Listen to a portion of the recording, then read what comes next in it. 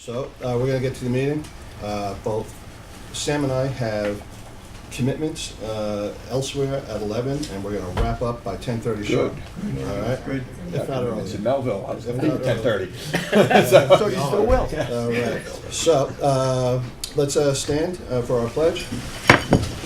Jim or Justice, who's leaving us? Are you both leaving us? Eustace. All right, give us a start. I pledge allegiance to the flag of the United States of America and to the republic for which it stands, one nation, under God, indivisible, with liberty and justice for all. All right, let's go around the horn and recognize our official quorum. Frank Trotta. Alex Carlucci. Eustace Klimavicius. James Masala. Nancy Toms. Christopher Hahn. Jim Mongo. All right, I'll recognize our quorum, and then Sam will introduce your team, starting with Ernie. Ernest Baptiste, CEO, University Hospital. Jen Johnson, VP Human Resources. Hi, good morning. Rick Etto, VP Student Affairs and Dean of Students. Richard Reeder, VP for Research. Nicholas Scabetta, Vice President, Marketing Communications. Matt Whalen, VP for Strategic Initiatives. Susan Blum, Chief Counsel. Melissa Wu, Senior VP for IT. Kat Byington, Senior Vice President, Finance and Administration. Judy Grimer, Chief Deputy to the President and Senior Vice President for Government Community Relations. Good morning, Michael Bernstein, University Provost. Carol Lundoro, Executive Assistant to the President. Rachel Kavanaugh, Executive Assistant to the Chief Deputy to the President.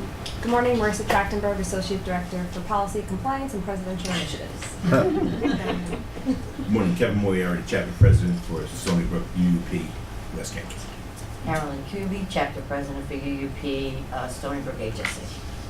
Jun Liu, VP for Global Affairs. Adam Furtman, Director of University Community Standards. Sean Hilbrun, Director of Athletics. Andrew Matkosov, undergraduate student. All right, and of course our tech team that try to make us look good on camera today. And thank you guys. We have an informative agenda today. I'm just going to start off as we always do. We have to approve the minutes from February 11th, 2018. Motion by Frank, seconded by Chris. Any comments, revisions, additions? Hearing none, all in favor? Aye. Any opposed? Motion is approved. The minutes are approved. Chairman's report. Who's this? Is this your last meeting? Are you graduating? So. I am. Yeah. What are your plans for after graduation? Not sure yet. Not sure? I'm applying to several MBA programs, including here. Stony Brook. Excellent. Yeah. Excellent. And that's of course after the cycling trip. Yeah. But I believe I emailed the council. So. Tell us about that. Starting June 4th, I fly out to San Francisco, where I'm going to be cycling with the Ability Experience across country. So for 7 weeks, roughly almost 4,000 miles, we're going to be about 30 brothers of Pi Kappa Phi fraternity. We're going to be cycling to DC. So August 10th, we get back in DC, and along the way, we stop at local disability organizations. Oh, that's amazing. That's terrific, and so indicative of the caliber of the students that you have here who also know the value of giving back. And so let's wish you as well. And thank you. Jim, you're going to be with us? Yeah, I'll be sticking around in some capacity. Absolutely. Very good. Well, we're always happy to have you on our meetings. Absolutely. All right. We're also very happy to have Michael with us here. I think this is also his last meeting. Sam, is that right? Yeah? One never knows, but One yeah. never knows. Well, Based on timing, yes. but sometimes, yes, because we don't meet again until about October. Yeah, so with that, Michael, I want to thank you for the great job you did as provost and wish you and your family the best. So thank you. And, two other things, I don't know how many people made it. It was really exciting. We had the governor here a couple of weeks ago to announce budget highlights from this year. And, man, he's definitely spoke very highly of Stony Brook and has totally bought into the whole research corridor effort that we're trying to create here on Long Island, and mentioned that in Stony Brook and the investments the state has been making here for several times. So it was really exciting to have him here. And just one other bit of news, and we just did this Friday, and it sort of relates to Stony Brook because Stony Brook is the manager of Brookhaven National Lab. And we had a presentation from Dune Gibbs on a really exciting project that BNL is competing for in terms of a multi-billion-dollar initiative with the Department of Energy. We're competing with the state of Virginia and the Jefferson Labs, and it could be really exciting for our region. They're under some directives from DOE not to engage in a full-scale public campaign. They don't want the two states and the two labs publicly competing against each other, but we are going to be advocating in Albany to show a New York State commitment to the project, and we'll be doing something on Long Island as well. It would be great for Long Island, it'd be great for Stony Brook, and really exciting. And by the time we meet in October, it might be something that, at that point, Dune could come in, or maybe Sam in his place could make a more detailed presentation about the specifics of it. So very exciting. And with that, I'll hand it over to Sam for his president's report. Good, thank you, Kevin, and thank you and the Long Island Association, obviously, for your support of that important project. So I'm going to go ahead and give my report, and you have a copy of it in front of you. And then I'm going to actually co-opt Kathy's budget presentation. So I'm going to actually take it over and fold it into my report. So that'll actually save us some time in getting done at 10:30, maybe. Or maybe it'll take longer if I do. But I'm going to do that as well. So let's begin with some exciting news, and that was the Stars of Stony Brook Gala, which we had on April 10th. And it was an incredible night, and I appreciate everyone who was there and those who contributed to it. We honored Marilyn Simons, of course, class of 74 and PhD in 84, at Chelsea Piers, and we had a crowd of 800, so it was one of the most well-attended that we've ever had. And it was a fantastic evening, but I guess what was most exciting was we had a record-breaking fundraising success. So we raised more than $28.2 million, at least officially, from that. That included a $25 million commitment from Maryland to our Department of Economics to help build it into a world-class department, which is really spectacular, and I think it's been very rare across the country to have a gift of that magnitude to a single non-science department. And so, although economists might criticize me for saying science, but the dismal science, right? But at any rate, the dismal science. But it was a fantastic contribution, and I think it's really going to make a difference. And it's really to create a center to work on areas around social justice and really bring our economics department probably to a higher level around the country in terms of its impact on real-world issues. So it would be a Center for Applied Economics and Public Policy at the university. And then, very importantly, we raised $3.2 million for student scholarships, which again is spectacular. Again, many people helped do that. So that was really exciting, and again, we look forward to getting that implemented. We also had our first Giving Day, a 24-hour online fundraising drive that encouraged our community to support the university's remarkable students. And Dexter can't be here today, but he and his team helped organize it. And we raised more than $170,000 with more than 2,050 donors answering the call to give money to various causes. And we really exceeded the goal, which had been to raise $100,000 from 1,000 donors. So this is a chance, I think, hopefully to draw in people who might not give otherwise to the university, who may not have been engaged already by Dexter and the advancement team, but to get them a sense of being committed to the university. And of course, most of the success was right here on campus. So again, I want to thank faculty and staff on campus, because they really did most of the giving. It was really internal on the staff, so I really appreciate it. A couple of sad notes, and one is, since our last meeting, the interim dean of the School of Health Technology Management, Carlos Vidal, died suddenly. Carlos was a two-time Stony Brook alum. He had received his bachelor's degree in social welfare in '76, his master's also in Stony Brook University, and doctoral and PhD degrees from Fordham, specializing in child welfare research. And he joined the faculty at Stony Brook in 1978, and so he had been a faculty member for a very, very long time, rose through the ranks, and eventually was appointed again by Ken as interim dean for health technology and management. He's a significant loss to Stony Brook University. I had a chance to go to his services, and the turnout from the community as well as from Stony Brook University was extraordinary. This is a man who really reached out to a number of people and had a positive impact in a number of different ways. So it's a significant loss both to our institution and the region. And then another person who I think everyone knew around Stony Brook, and we had a chance to honor, is Erwin Staller. And Erwin passed away, I don't remember the exact date, but at the age of 8, I believe. He's 98 years old.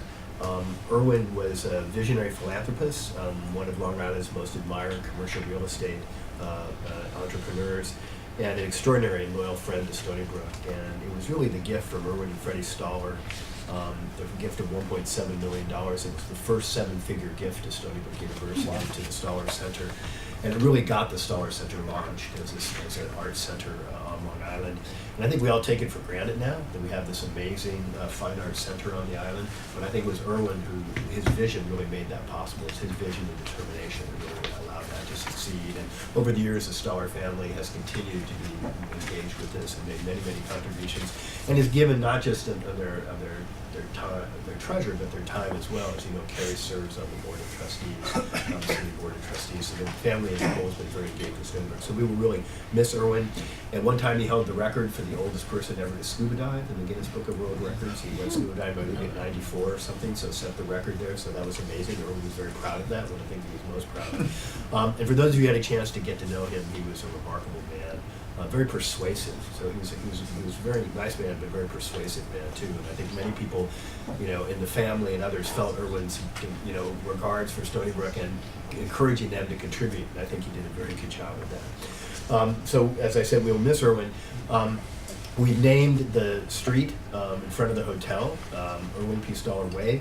That's because Erwin really was instrumental in getting the hotel built at Stony Brook. So he was the one who really led that charge, and one of the things we were able to get done after I arrived with a lot of help from a lot of people was building that hotel, which has become a great benefit to the university. But Erwin, again, was a visionary that tried to get that done. So we'll remember Erwin fondly, and when and now hopefully on Google, when you go to the hotel, it'll say Erwin P. Stoller Way for how you get there. So we had a great event, and Jim was there, and I was so pleased he was, where we celebrated America's 100 best hospitals. So Stony Brook was picked by Health Grades, which is an independent organization, as one of the 100 best hospitals in the United States. They review more than 4,500 hospitals when they make that determination. They make it purely based on data that the government collects, so it's done basically on mortality studies, basically more than anything else. And so Stony Brook ended up in the 98th percentile of center, top 2% of hospitals around the country. We're really proud. The areas where we did well, they don't let you publicize all the areas you did well. You only get to pick 3 areas that you can publicize where we did well. But the 3 we chose were outcomes from cardiovascular intervention, so this is catheterizations and so on, cardiology, which would be heart failure, where we're very good, and then stroke, where we've really made a huge difference. So we're really rated in the top 2% again in all 3 of those categories.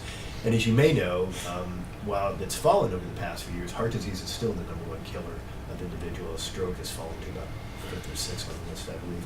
But those 2 are very important. And again, so part of what we're doing, I think, to help healthcare on Long Island is taking a lead in fighting those very dangerous diseases as well. Of course, expanding our work on cancer. So we're really proud of that, and it was great to have the team members come up. And Jim, you wanted to... Yeah, I thought it was an extraordinary presentation, and what was most remarkable to me is that the stroke center started how long ago? Like, relative progress made. Yeah. How long did it? I don't remember the exact. But it was like 10 years or something, a very short time. I was going to say 98, but so, but and or 2008. Yeah.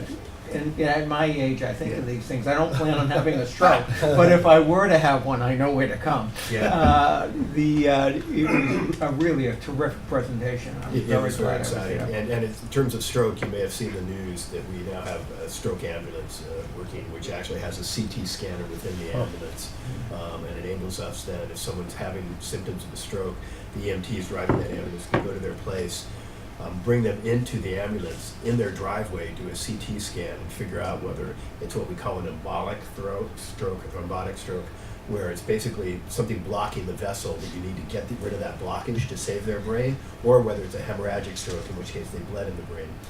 If it's an embolic stroke, then you want to get rid of that, and you can do that by giving them a blood thinner. And the faster you give them the blood thinner, the more chance they have of having no impact from the stroke and no residual from the stroke. So it's really important you make that determination. In the past, you had to get people to the hospital before you could make that determination, because if you give them a blood thinner and they've had a bleed in their brain, then that will make things much worse and can be fatal. So it's really important to be able to tell. So now we have an ambulance that actually lets us tell right away, and then the EMTs can actually administer the blood thinning agents to those. And we've already saved, I think, someone with one already. We've had our first patient who was done, and they found a thrombotic, what looked like a thrombotic, no hemorrhage, so they could rule out a hemorrhage and able to go ahead and treat them. So it's very exciting. First one's in order. We're getting another one that's going to be as well. And depending on how successful this program is, we may do a third. It's expensive. These ambulances are very expensive, you might imagine, with the CT in place. You need good telemedicine to make it work, so you have to have people at the other end who can read the scans quickly and make sure they're being read correctly. But it's very exciting for the region. And again, part of our good. It was a remarkable progress in a short time. That was what was emphasized at the presentation. Yeah, interesting. Just curious, Dan. Yeah. If you think somebody at your family or a place of business is having a stroke, if you call 911, if the local fire department, local ambulance company comes, do they then know to contact Stony Brook, or can they're trying to train? Just call up the Stony Brook number. Yeah, that's a good question. I don't know the specifics of how that's being implemented. They are training all the EMTs in the area to be aware of the stroke ambulance and the dispatchers essentially to be aware of the stroke ambulance.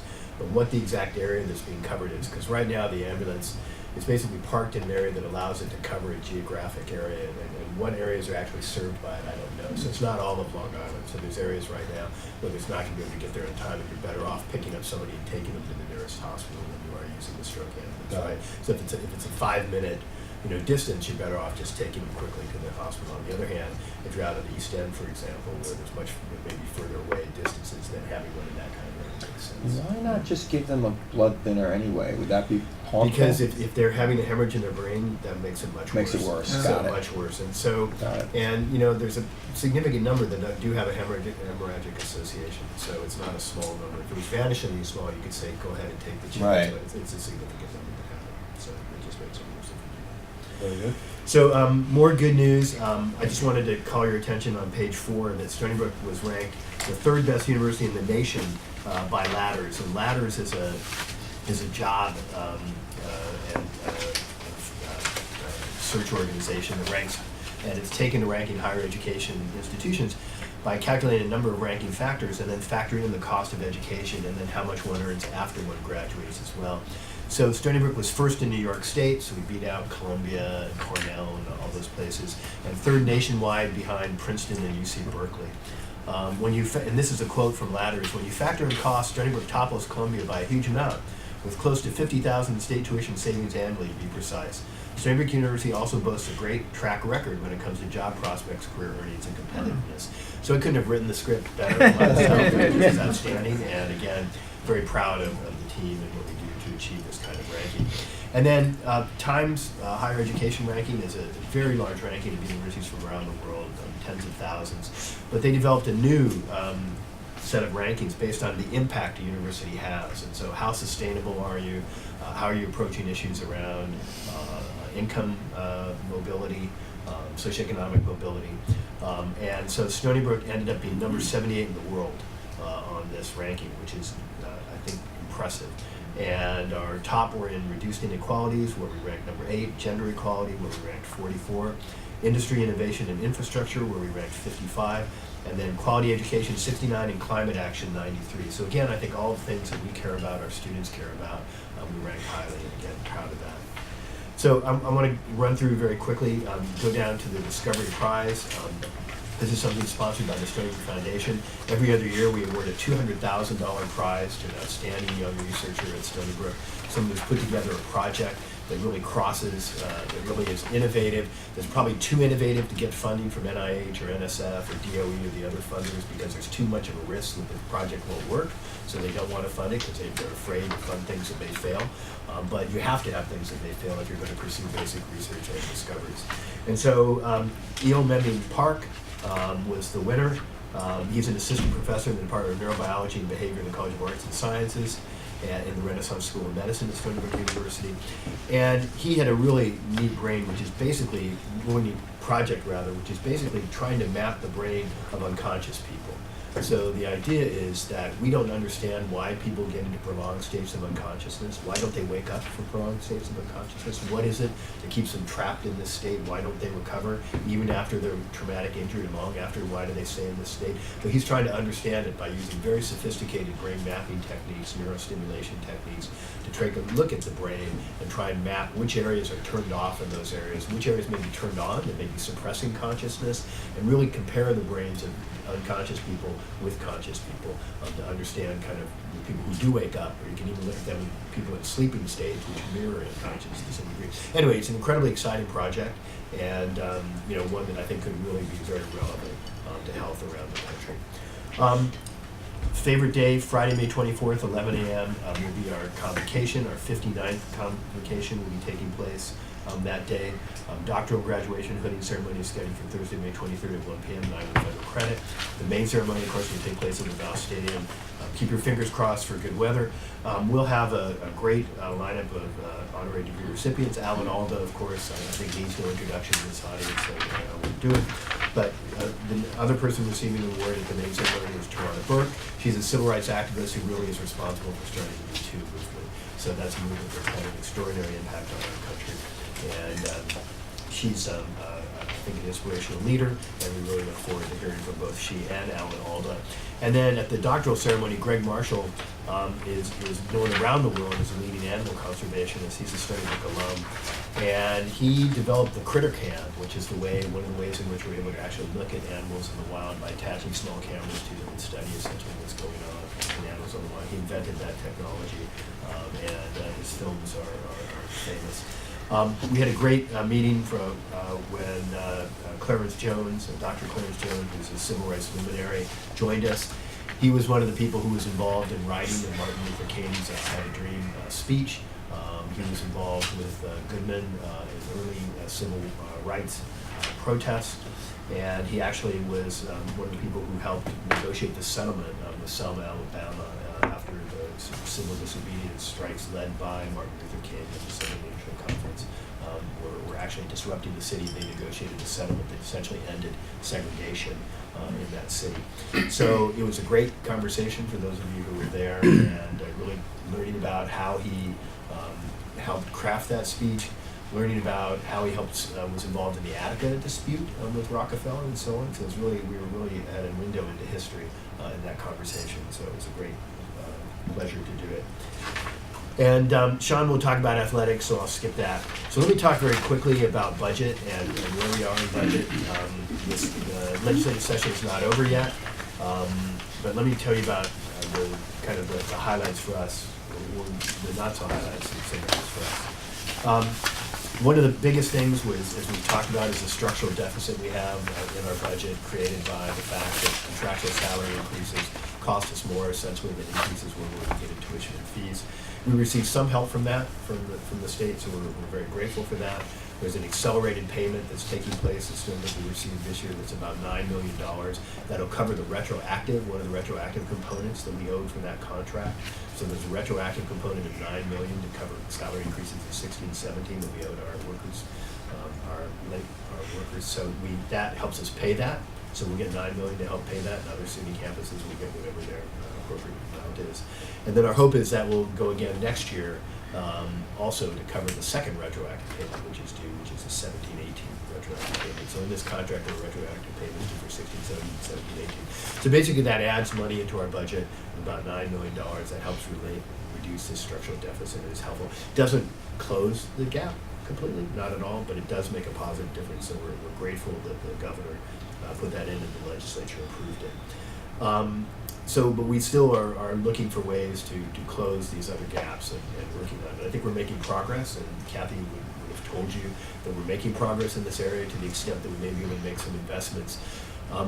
But that progress has come at a cost. That progress in balancing our budget has come at reducing our workforce. And so there's a cost associated with this. So while we are able to meet payroll and kind of balance the budget, we're short of staff in many areas, and we're seeing it in terms of impacts on campus. And so we're trying to figure out now whether we can do some small but important investments to kind of help ameliorate some of those problems and how we can better get in better financial situations. So I would say we're in better shape than we were before, all total budget-wise, I'm talking about our operating budget, but we could be, we still have some challenges ahead because of the contractual salary increases and others. I wanted to talk about the hospital. So we've talked about this many times before. The hospital receives dollars from the state. It receives dollars because years ago the state made the decision to pull fringe medicine support from the hospital employees. So all the other state employees at Stony Brook, the state pays the fringe benefits, but the state pulled them from the hospital employees. And in return, they put together a package that would help pay for that. So because they're employing it, they said, we don't want to pay them in perpetuity, but we'll give you money every year to kind of cover that delta in cost. Well, maybe I shouldn't say not surprisingly, but based on my tenure, not surprisingly, that has disappeared, and every year it's been challenged. It was really cut in half around the time I arrived here, so it went from in the 160 million range, 170 million range to about 80 million. And then over the past few years, it's been zeroed out once. We were able to fight and get it back. The legislature helped us fight and get it back. Now it was zeroed out again this year. And last year we got it, but it was put together by a different kind of form of money, but it was great, we still got it. This year it's zeroed out again. SUNY is supposed to be working on this. We're working on it as well to try and get it restored. For Stony Brook, it's about $35 million. It's a lot of money.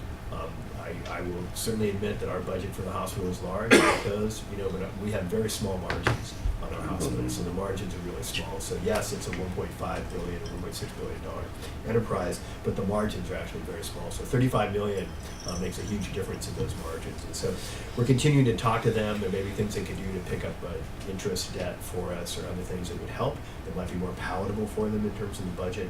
But this is something, again, that we're pushing very hard on. And we can absorb it for a year, maybe, but ultimately it will really have an impact, I think, on us and our services. So we're working very hard on that. Sam, like the other side of the campus, does the state also take the lead on the negotiation of the salaries of the hospital side? Yes. And so then they approve the deal, but then they take away some of the funds to pay for that deal? Is that too simplistic? No, I mean, I think they would see this as an addition kind of to our budget that they consider discretionary in some sense. I think in their minds they've divorced it from its original function. I think they see it now as a hospital subsidy in quotation marks without remembering what it was designed. What the original deal was. What the original deal was. And I think that's, and that's not probably unique to this particular agreement. This is what happens. That's what happens. You know far better than I do that deals are made 10 years ago, and then people say, well, why is this money here? And, it's just extra. They forget why it was done, which is a very significant cost was taken over by the hospital and spared from the state at one point in time. But the state said, okay, we'll ameliorate this to some degree, but now they seem to have forgotten about that, and they seem to think we don't need it anymore, which I would say is not true. So we're going to continue to fight on this. We may talk to you. Judy, do you have anything to add in terms of that at all? Okay. Yeah, okay. Thank you. I appreciate that. So, and then capital. Capital is two things on it. One is there's the overall total for capital for critical maintenance this year for SUNY was $550 million, which is the same as last year. So it's good. I always am happy when they don't cut something, so that's always good. But they changed how it's split. So last year, most of it went directly to the campuses, and SUNY had a pot for kind of special projects. This year, most of it goes to SUNY for the pot for special projects, and less goes to the campus. So we're actually seeing the check that's going to come to us initially is reduced from what it was last year. So it's about less than half of what it was last year. So what that means is we're going to have to advocate with SUNY to get more money. So we still have projects that I think they're going to fund. They're going to spend that money, hopefully. And I think Stony Brook has very deserving projects. But it just means that rather than having 2/3 of it allocated to us to begin with, only 1/3 of it basically is allocated to us to begin with. And then we'll have to compete with other cities to get our share. But I think we'll do a good job competing with other cities, and our projects are compelling. And then we're really working on the engineering building, and Kevin has been really helpful with us on this. And we have $25 million that we've gotten from the Senate, essentially, the legislature. We're going to raise $25 million as well. We've committed, and Dexter's not here today, but you've said this in front of Dexter. We've committed to raise $25 billion, and then there's $50 million we still need essentially from the state to get the building in the full form we want it. And so we're still in negotiations to try and get this. We've had some very good conversations with Long Island 6 about supporting this, and I think they recognize the need. Again, I don't want to take up too much time, but because of our time constraints, but as everyone knows, we've talked about this before, our enrollment in engineering has increased about 70% or so. So there's been a huge growth in the number of students who want engineering and STEM at Stony Brook. And we've really been slow in responding to that in terms of putting more resources into buildings, essentially in engineering. They have a new computer science building, which is great, but they need a new classroom building and a new laboratory building. And so this is what this is designed to do. And of course, it's something that the state, does care about. Is there's an engineering shortage all over the country, but in fact, in Long Island, it's more acute than almost any place in terms of the number of engineers that are graduating. So there is a gap. And I think if we get this building and we do things, we could probably afford to take more engineering students. But that's the challenge right now for that in terms of space to teach, and so that's going to be really important to us. And then I think I'll just say the DREAM Act, we're excited about that. So the statewide DREAM Act, I think that's really important. Makes students without lawful immigration status eligible for Excelsior, TAP, enhanced tuition award, and other things. So we're excited. There's a relatively small number of students, I think, at Stony Brook will be impacted by that. So it's nice to know that those who would have been are going to have access, essentially, to these dollars. And anything else that you think I should add? I think those are most of the highlights. So, yeah. And Sam, that was good. Is there anything between now and the end of June when the legislature goes out of session, sort of non-budgetary in terms of legislation that we care about that might impact Stony Brook, that we could be helpful on as council? I mean, there may be some procurement legislation, which we're certainly looking at. But nothing significant is hanging out there right now. Beyond the state employees who aren't really state employees because they don't pay off their benefits. If I got that correct. Yes. Yes. I think one of the procurement is the one that we're looking at the most. Modifications that could help us or make our life more complicated? The modifications in procurement, they would make our life more complicated. They would make our life more complicated, most for sure. Well, keep us posted. Again, the role of the council, we should be all advocates for things that could either help us or negatively impact us. So if you want us to be chiming in with anybody, please let us know. Yeah, and just to wrap up, just on a personal note, this is, I'm wrapping up my 10th year at Stony Brook, and so that'll take place.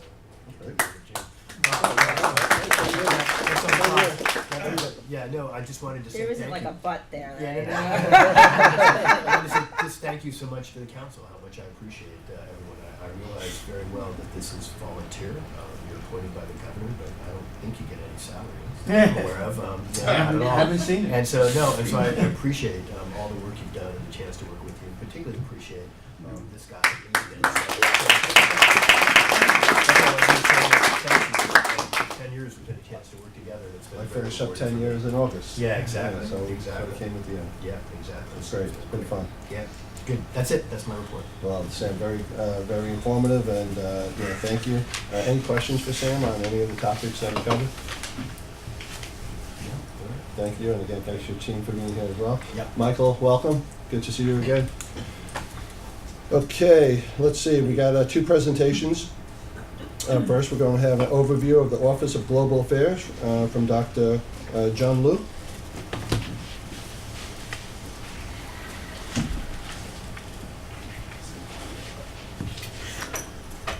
Good morning, everyone. Good morning. I'm delighted to be invited to share with you the state of global affairs. Rather than presenting what we do, I'd like to highlight what we have accomplished so you can reflect on what we have been doing to accomplish the goal.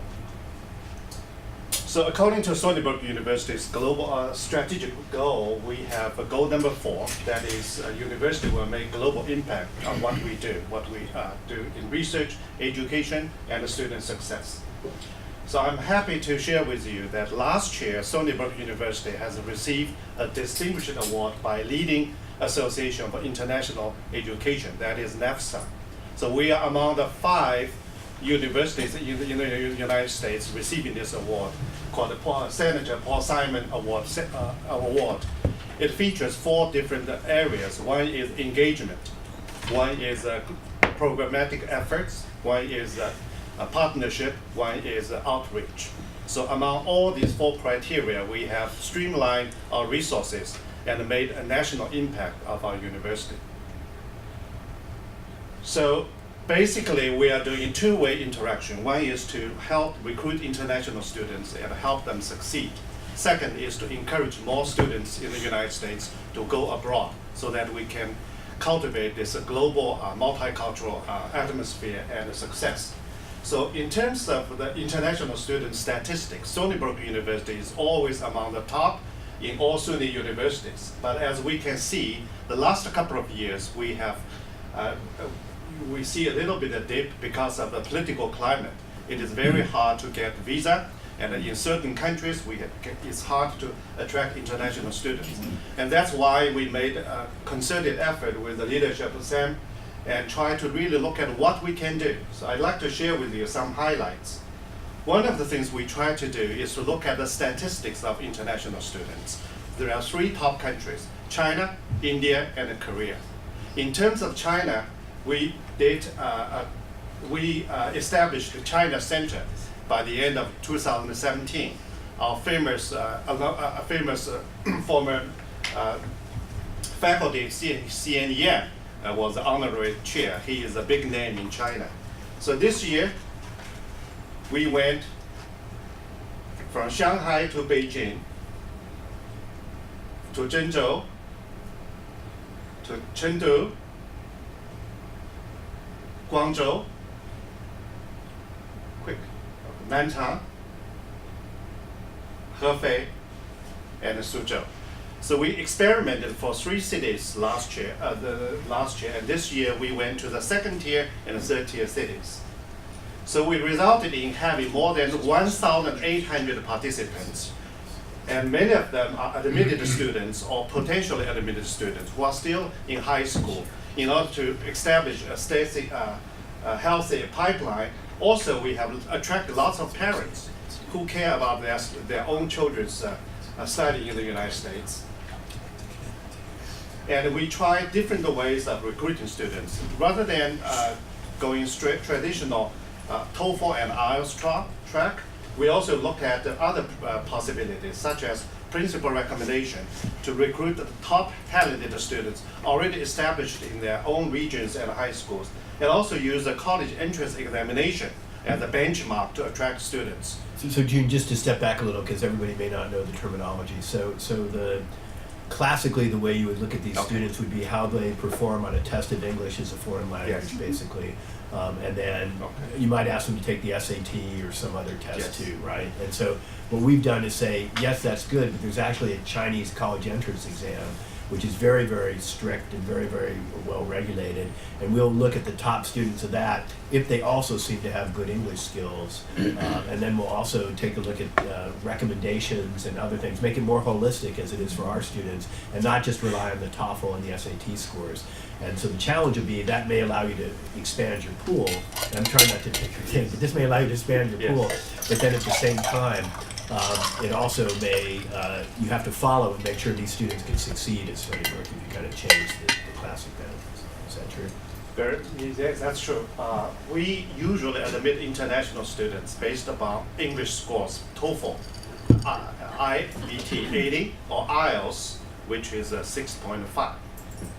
But we are restricted in only going that route because many top students are not going through the international schools. They do not take IELTS or TOEFL.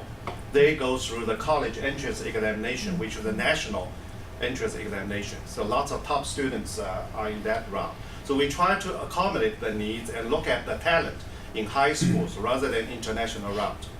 We did it last year as an experiment. 6 other universities in the US followed us. And this year, Cambridge University also followed us. There are more than 23 universities around the world that accept students from China through Gaokao entrance examinations.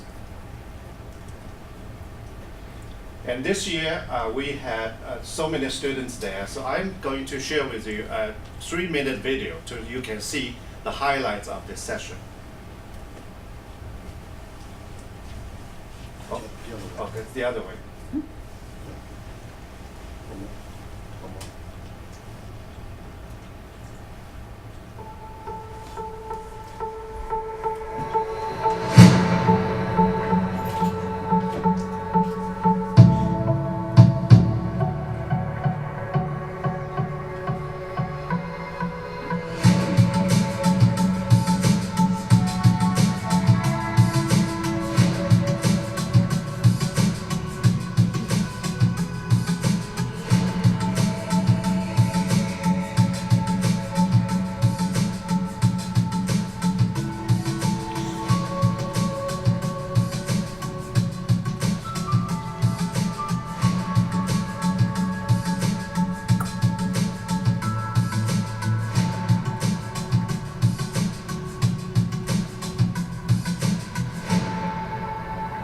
Welcome to this information session for Stony Brook University.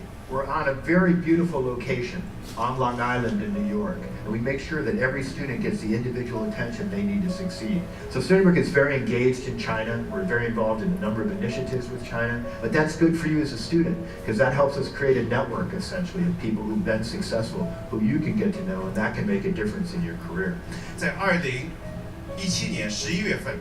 成立了中国中心，全方位的在中国招更多更好的学生。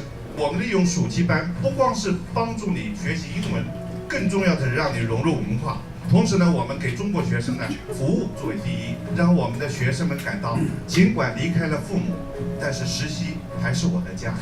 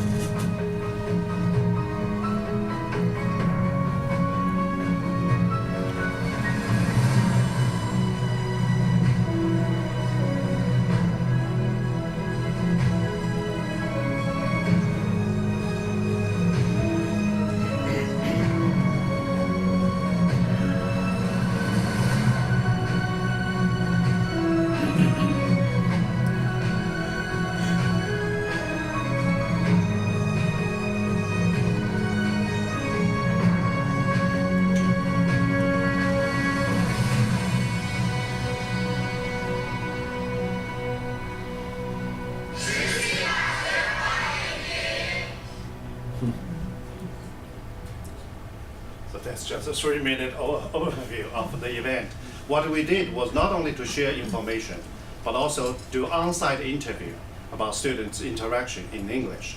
That way is a more reliable benchmark for admitting students who are able to compete and succeed in the universities. So as a result of this session, we have more than 80 more deposits this time than last year. And we also have a steady pipeline to accept students with excellence in academic areas, but slightly lack in language skills. We use intensive English program to help them through summer, so they will be matriculated in fall. So recruit high quality students is one of the goals, and we feel this is working. When students are in, we try to focus on how we can help students succeed. Last year, we launched a program called Peer Mentoring Program. We had more than 233 freshman international students participate in the program, about 80 senior, junior students serving as mentors. So we established a peer-to-peer interaction, and that works very well. That, as you can see, that about 1,200 conversations, at least 10 conversations with each pair. So we try to help students feel comfortable and with the senior students as their support. And meanwhile, we try to establish some kind of workshops and also work with the hospital to have the new mental health seminars to help students with emotional vulnerability and try to be stable, try to be healthy, and also overcome difficulties with the help. So this way that we are going to look at international students' needs when they leave home and being here by themselves, we try to provide the support. And we also have worked with the community, and we have redesigned the Stony Brook University's host family program. And this time it's organized through our visa immigration office. We work with the community leaders and try to help international students have family experience by participating in some social activities. This way we outreach to the community and the students feel comfortable, and so that way we can help students acclimate themselves more quickly. One of the students we admitted has suffered from cerebral palsy, and he was one of the most successful students this far. So when we interviewed his professors, the professor said he made a difference in class because he was straight A student, and all those other students feel that he can achieve so much, and he will spend 5 hours for what other people do for 1 hour. So this is a great example of student success. Meanwhile, we are looking at the ESL curriculum articulation under the Provost Michael Bernstein's leadership. We really look at this issue, and thanks for Rick chairing this committee. We try to understand international students' background and help them succeed academically. And even though English is not their first language, we try to help them to articulate the curriculum, to help them in particular improving their oral communication skills and written skills. And we have a program called the IEC Intensive English Program to admit students before they are matriculated. And this year we have about 40 students to be matriculated in fall, and in Global Summer Institute we have another 50 students to be matriculated. Global Summer Institute is another thing we have done over the last few years. We try to provide summer courses to encourage newly admitted students to come here earlier so that they can take advantage of those 6 weeks in order to be acclimated and also improve their English, improve their experience. So when the fall kicks in, they will be more ready according to lots of interviews afterwards. And we arrange a series of lectures in different areas: international leadership, global economies, and American culture and society, and also provide some sightseeing for them to understand the neighborhood, to understand the surroundings. One of the students said that GSI helped me adapt to the American lifestyle quickly and taught me how to handle different problems before I go to the university. I'm ready to be an undergraduate student. And this student, we follow up with her. She has done very well academically. Global Forum is something we try to do to cultivate the atmosphere around campus for domestic students as well as international students, to see how we can help students succeed in both ways, for international students to be mingle with domestic students and otherwise focus on intercultural communication skills. We also try to work with the Career Center actively, and we have one staff working in the Career Center to help international students find the jobs and seek OPT opportunities. We also have worked with our campus and tried to offer some classes of conversational skills, especially for staff members who are in advising or in other areas, so they will feel more comfortable advising international students. So that is international students. On the other hand, we focus on study abroad. So over the years, we always reach the top among the SUNY universities as a leader for study abroad programs and the number of students. As you can see, the last few years, Stony Brook University surpassed other research centers in the SUNY system. We have provided 78,000 scholarships to honor those who are willing to study abroad and yet need some financial support. And this is something we feel has a great return of investment. And lots of students chose to go to the remote area, so they will have lifelong experience which will change their future. Just to interrupt for 1 second, if you don't mind, June. So one of the things we did a number of analyses of this, including the Council of Student Advisors, who advised me, the president, and Jim was part of this, to understand issues around study abroad. And one of the things I think that we came to the conclusion was that for a cost point of view, even for some of our economically disadvantaged students, if they're paying for room and board on campus already, then the cost of studying abroad isn't really very different. In fact, might actually be slightly lower than staying at Stony Brook for a semester or for a summer. But what really was the barrier was the travel costs. The travel costs. So just small scholarships to provide travel costs, just $500, $600, something like that, may be enough to tip the balance so that somebody feels comfortable studying abroad. But people need to be educated about that. So I think June and his team are making really good progress, and the COSA advice I think was really helpful in helping us understand this problem. But we still could do even better. I think the other thing that's just really interesting is the trend is really now towards summer. So everybody wants to do study abroad in the summer. In the past, people might take a fall semester or a spring semester. And now people don't do that around the country. Almost everybody tends to go summer or maybe a brief winter program as well, if it's a nice part of the world to go to maybe. But that's, I think, changed in terms of how people look at it. Does that work both ways? Do more kids want to come to Long Island during the summer? Yes. And yes. so that's why the Global Summer Institute, I think, is working so well. And particularly for us, this pre-admitted student makes a huge difference. People who are considering going to Stony Brook. One of the most popular colleges that, or countries our students go to for study abroad? Still Europe. You know, England, France, and Italy. But more and more students are interested in going to Asia and Africa now, because we have the Kenya and the Madagascar research sites. And also we Florence, have- I think Florence is our probably Yes, most popular. most destination. popular. Yeah, we have a long-standing program with Florence. More than 100 students go to Florence every year. So study abroad programs, we have our signature program called the 24 faculty-led program. That is, Stony Brook faculty will lead a group of students to have experiential learning on the site. So the students will, rather than taking classes inside the classroom, they are going to visit different sites and try to learn on site. So that is our signature program. We have more than 100 partner universities collaborate with us in carrying those programs. So new programs last year is England, Ireland, Bahamas, and the Honors College in Italy. One of our junior faculty, Jason Lewis, has been awarded the SUNY Chancellor's Grant for Innovation Study Abroad program. And one of the students in biology, and he said that if there was one piece of advice I would offer to other students considering studying abroad, it would be to go out into the world, experience life, find some place that excites you. It is 100% worth it. So he received a diversity grant last year. And I'm happy to share with you that we have about 10 Gilman Scholarship recipients last year. This is record high for our university. And partnerships. So we have more than 230 partnerships around the world. As you can see, that lots of them are in Asia, 128, but in Europe as well, 70.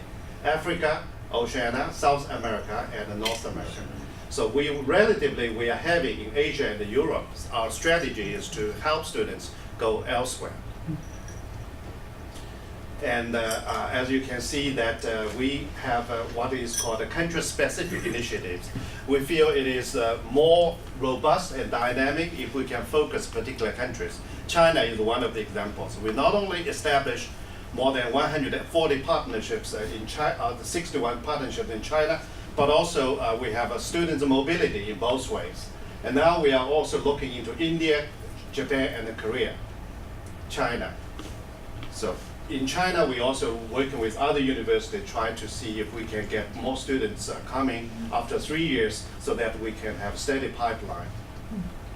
And training program from China, we started working with the provinces, government, and the corporations to establish training programs.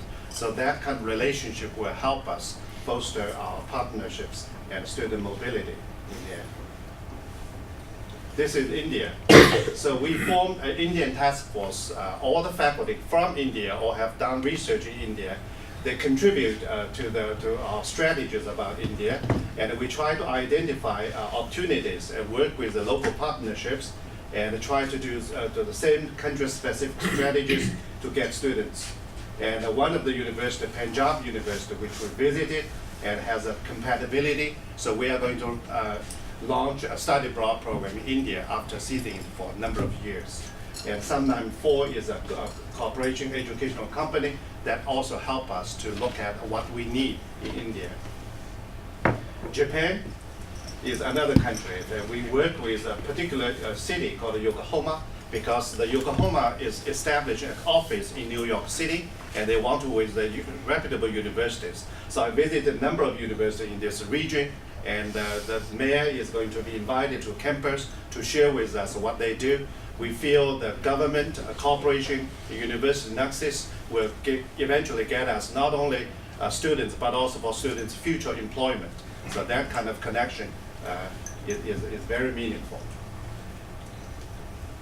In Korea, we have a number of universities. Besides SUNY Korea, we have a number of partner universities that always send students here, and we have a bilateral relationship with many of them.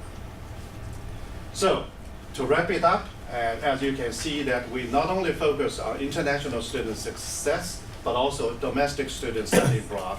And in this two-way interaction, we are going to rely on our faculty to reach out to partner universities, to look at the research collaboration, partnerships, but also student success.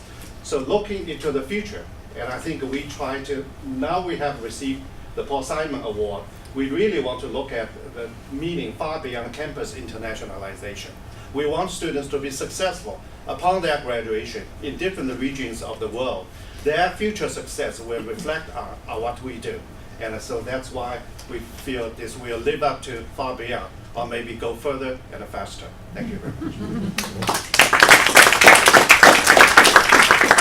June, take a couple of questions. That was very informative, and right, it certainly just cements the fact that we're a global institution. Very exciting. Just in terms of the first chart you showed was tough to read. We have what, about 25,000 approximately total students here. How many are international students? We have about 5,500 international students, and that is about 17% of the student population. And we try to not only increase, but also increase quality students. That is our goal. And is the number one country that sends students here, is it China? Yes. China, India, and Korea. That is across the nation. But because of last 2 years, that nationwide, we have faced about 17% decrease of international students overall. And the 17% number, how does that rank with when we always measure ourselves against our peers, or whether it's at the other SUNY centers or say the other public universities like University of Michigan and stuff? Are they in that 20% realm as well? Yes, across the nation there is a decrease. No, but Kevin is asking, our percentage is 17% international students. How does that stack up with our AAU peers? What are their percentages across the board? Okay, we are the number 5 in terms of international students in New York, following Cornell, Columbia, NYU, and Buffalo. So other universities, AAU universities, usually about 20 to 25, that is the norm. So we are slowly behind, but we are almost there. Anybody else? Okay. All right. Well, thank you so much. Next up, very appropriate as the women's lacrosse team makes it to the NCAAs again, Sean Heilman. Thank you, Kevin, and even more appropriate. There they are. There they are. James Madison. Thank you. Very proud to speak to all of you today. And as Kevin mentioned, our women's lacrosse team won its 7th straight America East Conference Championship on Saturday. We learned last night, once again, the selection committee did us no favors. We're going to play James Madison on Friday, and then should we advance to that, we'll play the number 1 seed Maryland on Sunday, just how we want it. But again, our women's lacrosse program, certainly the gold standard for success. But just very quickly, athletics is often viewed as separate from the academic mission of any university. But in reality, we're here to work collaboratively and truly shine the spotlight on what we are doing in research, what we are doing with our academic programs. This is why we're all here. Our student athletes are here to earn their degree and make a difference in the world. So our responsibility is to expand the brand. Certainly spark school spirit, and mainly what drives everything that we do is to positively transform the life of each student athlete. That is in our DNA. We really believe that by investing in each student athlete, lifting them up, that's going to give us a competitive advantage. Certainly recruiting talented athletes will do that as well, but sometimes it's not always the most talented that gives you the edge. It's the investment in those athletes that gives us that edge, and it's why we're winning. So just to give you a bit of a sense of what our North Star is, certainly it's our vision to positively transform the life of each athlete, but again, our mission is to elevate the profile, and you do that by winning. There's no question about it. If you look at the most prominent athletics programs, you think of Duke basketball, you think of Alabama football, Clemson football right now, that creates this energy and allows prospective students to say, I may want to go to that school because it provides a platform. And then the guiding principles that we utilize in our department, this is how we interact. This is what we do. Be positive, passionate, and present, accountable, accepting, and appreciative, innovative, introspective, and inspirational. So just a little bit about who we are. We have 500 student athletes. That's the most that we've ever had. Attribute that to the addition of our swimming program, the growth of our men's and women's track programs, and football has incrementally grown, but it's really track and swimming that have added to that number.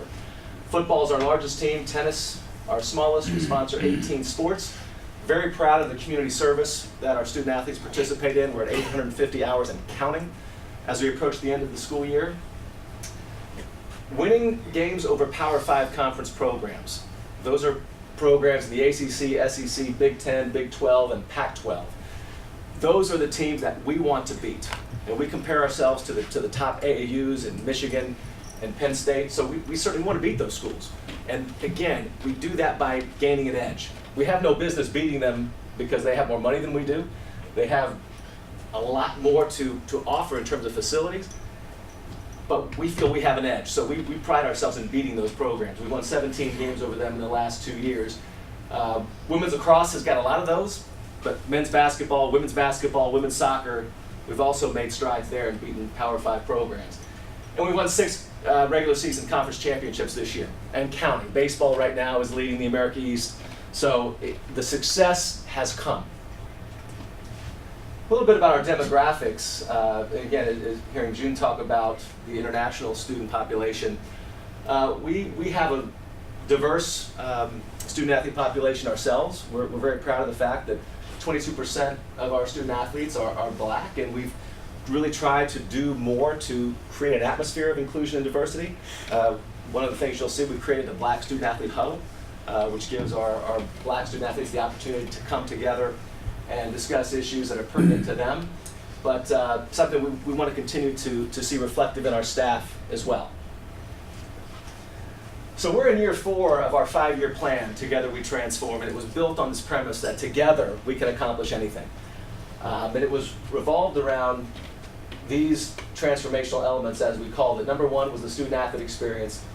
And again, we tried to measure certain points that then we could say, well, how are we doing 5 years from now? And when we started this in 2015, we put a lot of ambitious goals together.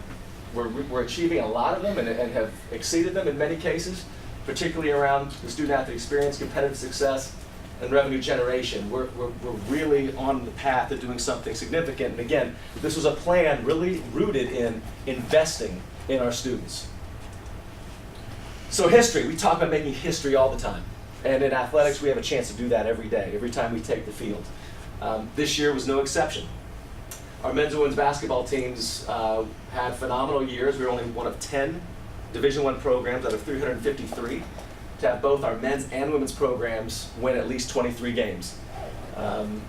It cost us our men's coach, Jeff Bowles, who left to go to Ohio, which is his alma mater, but very excited about Gino Ford, who was his top assistant, has been a head coach, and we will just continue our trajectory there. But men's basketball did some phenomenal things this year. Our first game of the year, we knew it was going to be interesting. We got down 22-0 to George Washington, came back to win, largest comeback in school history, and we defeated South Carolina for our first win ever against an SEC opponent.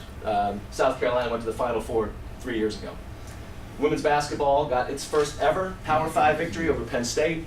Again, investing in those athletes, allowing them the opportunities to have success, and really promoting beating Power 5 teams. We have a board in our building where we post those wins, and we make a big deal out of it.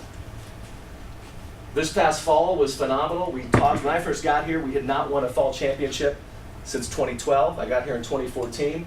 We really believe that if our fall teams have success, that's just going to give us momentum through the entire year. So we've seen that. First time in school history this year to win 3 fall regular season championships and have the football program go to the FCS playoffs.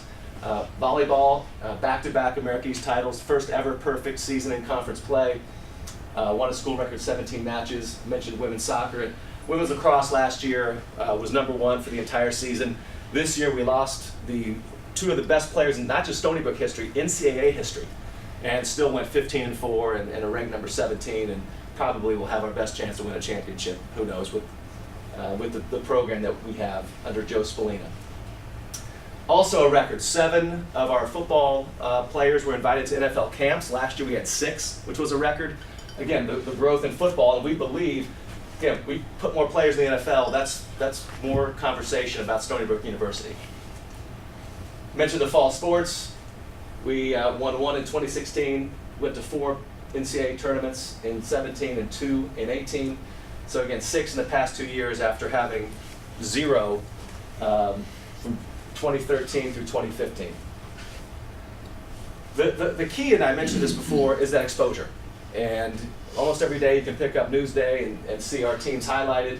You know, this is the regional exposure. We certainly want to get more national exposure. That's what we're aspiring towards. But this is the way we want to represent the university in a positive way, and continuing to find those opportunities to get that publicity.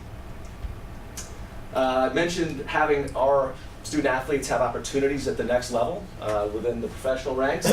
Dan Zamora here was a pitcher for us when I first got here. He pitched for the Mets yesterday, actually. He's one of the bright spots in their bullpen. Just an outstanding young man who's in his 2nd year with the Mets. Timon Paris became the 2nd ever Stony Brook football player to reach the NFL last year with the Redskins.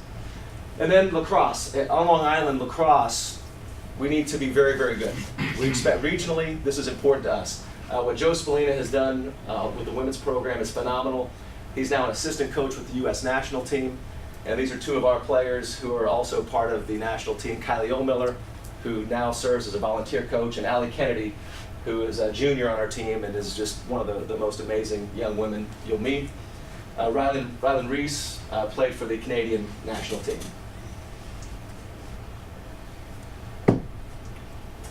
Okay, outside of the exposure that we're trying to get nationally, it's really important that we give back to the community. And one of the programs of the many that I wanted to highlight as we talk about how we shine the spotlight on our university was the partnership that we had between our men's basketball program and the Children's Hospital, where our men's basketball players for a game against UMass Lowell wore jerseys with the name of a patient that had been treated at the Children's Hospital on the back. And then after the game, the children came in and received the jersey from our players. It was a very special night, and I think a great example of what kind of collaboration we can have here. And then the community. I mentioned the 850 community service hours that our student athletes perform. It has now become something that they want to do.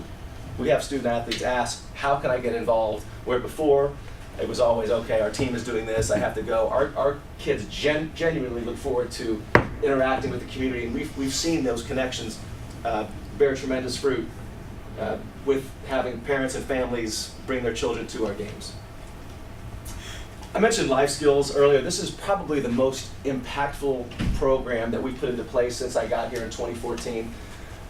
We didn't have a life skills department, but now it is probably our most utilized area within athletics. And I mentioned this is all part of the investment in our athletes that will allow them to have success in athletics and academics. Mentioned the Black Student Athlete Huddle, but mental health, certainly the biggest area that we've seen. And you can see all the areas that we help our student athletes achieve success, not just while they're here, but prepare for success in their lives. Just two athletes very quickly to highlight. Chris Infantino was one of our football players. He's now studying at the University of Kentucky. He wants to find a cure for ALS and autism. This is an amazing young man who is an example of the research mission and being a great football player for us. And then Ana Rodriguez from tennis. She has a 3.9. Received the Chancellor's Award for Student Athlete Excellence, or for Student Excellence. Quickly, I'll go through this as I know we're closing in on 10:30. Just part of this is promoting the academic mission. Had the highest number of student athletes ever in the fall with a 3.0. Very important to us. Trying to lift up all our student athletes and the success that they have. Highlighting the 3.0, 3.5, and the 4.0. Team GPAs, tennis, not surprisingly leading the way. But all of our teams, with the exception of football, is above a 3.0, and football has continued to creep up gradually. So we're very proud of that. Budget, we've talked a lot about this. The thing I guess I would highlight here is, again, the trying to heighten expectations while working through these budget challenges. We had $500,000 less in salary support through some attrition, but we never used that as an excuse. We said we're going to continue to have success. And our private contributions have gone up. That made up 2.5% of our revenue. It was 4.3% last year, and that will continue to rise, as will ticket revenue. Expenses, again, no surprise here, salaries, the largest chunk, as are scholarships. Revenue, you can see here, we've gone up in contributions, ticket sales. Our NCAA distributions actually went down. Those can fluctuate a little bit. But again, the things we can control, that's where we're seeing the uptick. Exciting progress on our Dubin Family Indoor Training Center, which is being constructed right now. This will be a phenomenal addition for our program and for the university, quite frankly. You can imagine in the Northeast, an indoor facility is important for our teams to practice and actually will be we believe, a good source for rental income for outside groups to come in and utilize this space. Where is that being built, Sean? That's being built just north of the stadium on the grass soccer field right now. So in between Joe Nathan Field and Laval Stadium. And it's under construction now, or should It's under construction now. Oh, cool.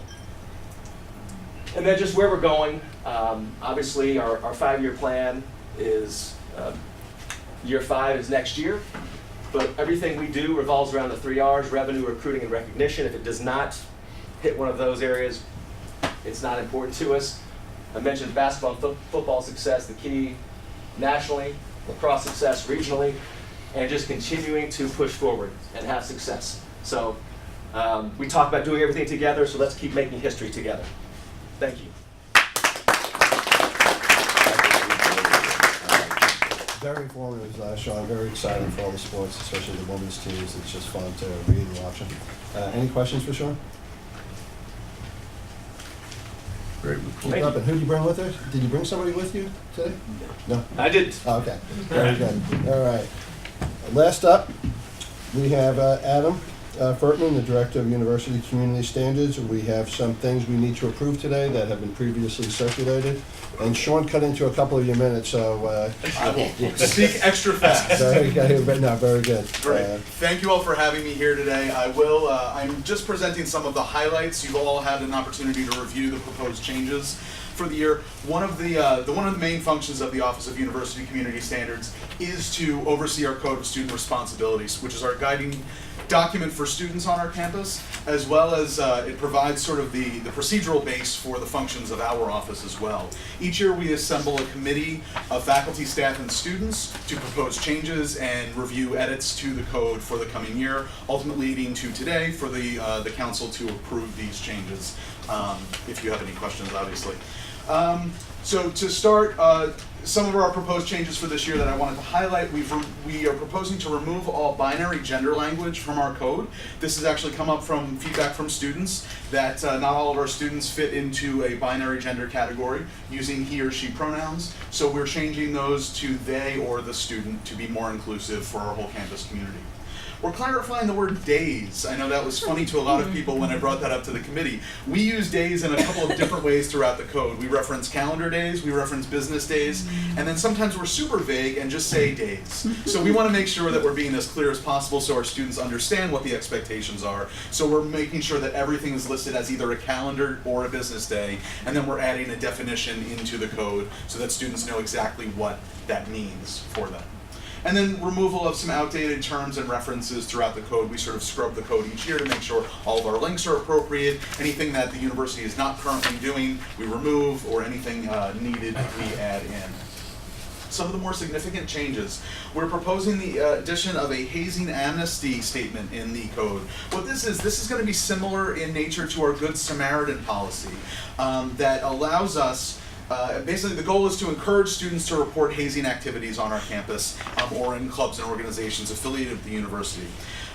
This statement will allow the university discretion in granting amnesty to students who bring these issues to our attention and participate through our student conduct process, through the investigation process as a witness. So we think this is a really great opportunity for us to reach out to communities that may have feared bringing these issues forward for fear of their own student conduct record. It allows the university some discretion in those cases. Additionally, so in our code, we have a few statements related to student groups and organizations. It was buried within a policy on disruption of university activities. So we've proposed to remove it from that section and make it its own standalone policy. And what this really covers is recognition of student organizations and unrecognized student groups and how those are defined on our campus as well. Academic integrity. While the code does not specifically dictate the academic integrity process, we do have references to the academic integrity processes here at the university.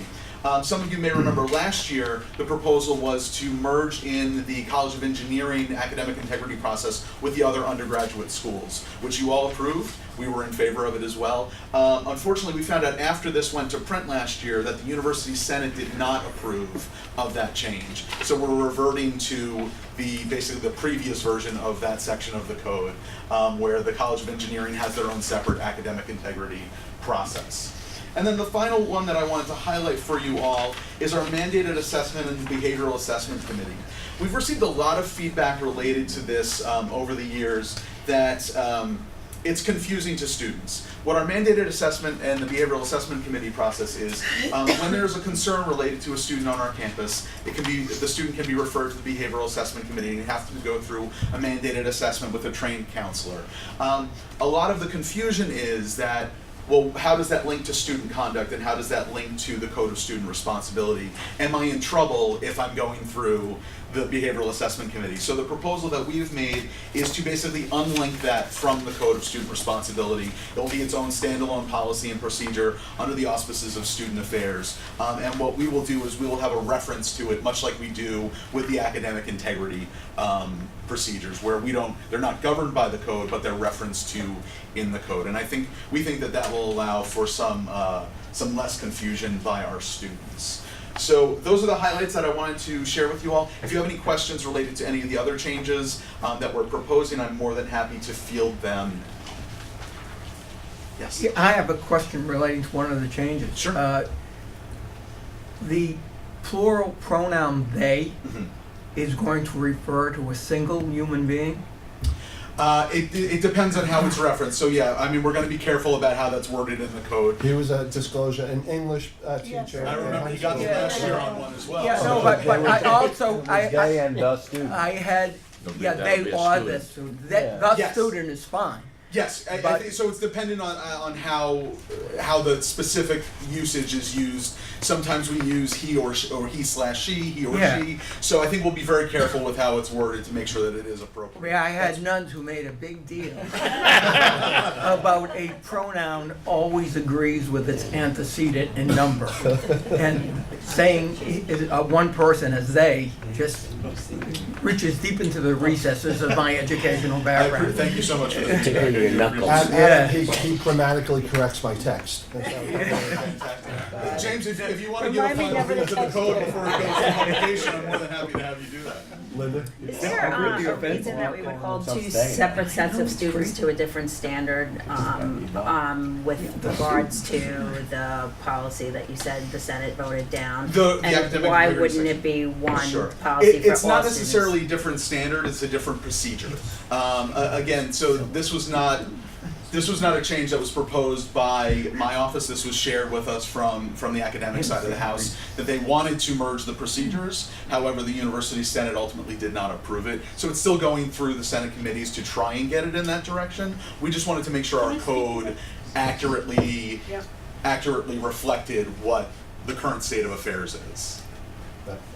So this happened before I became president of the University Senate.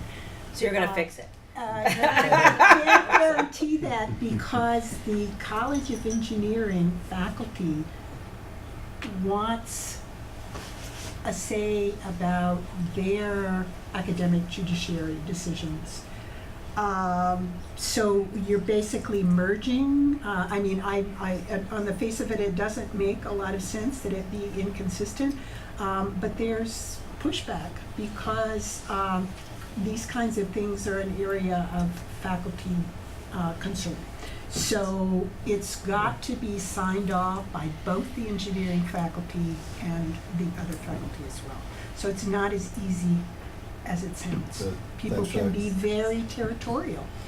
It should be what's in the best interest of the student, and having a clear-cut policy that is fair for the student to understand, and that they don't need to read two separate policies if they're an engineering student versus a history student. Absolutely, but if you are a faculty member in engineering, you think you have a sense of what's best for your students. I get that. So it's, you and I are on the same page here. I'm just trying to explain. I get you, and I appreciate the explanation. I'm not trying to shoot the messenger. Well, who's the final judge of that?